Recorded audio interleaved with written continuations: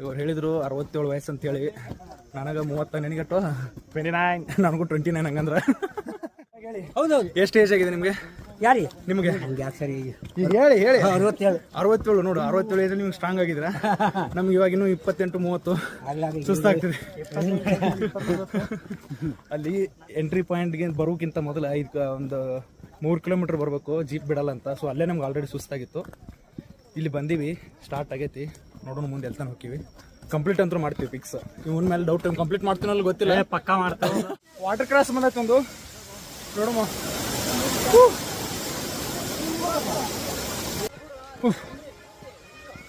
ಇನ್ನೊಂದು 2-3 ಕಿಲೋಮೀಟರ್ ಬಂದೀವಿ. ಇವಾಗ ಮತ್ತೊಂದು ಫಾಲ್ಸ್ ಬಂತು, ನೋಡೋಣ. ಸೊ ರಿವರ್ ಕ್ರಾಸ್ ಮಾಡ್ಬೇಕಿಲ್ಲಿ, ಹಿಂಗಿದೆ.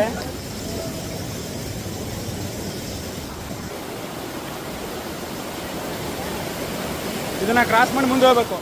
ಬಾ.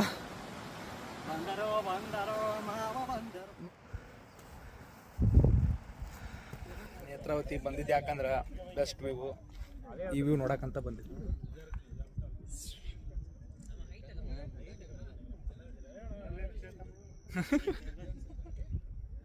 ಇದನ್ನ ನೋಡಕ್ಕಂತ ಬಂದಿವಿ ಅಷ್ಟು ದೂರದಿಂದ. ವ್ಯೂ ಸಿಕ್ಕತಿ, ನೋ ಪ್ರಾಬ್ಲಮ್.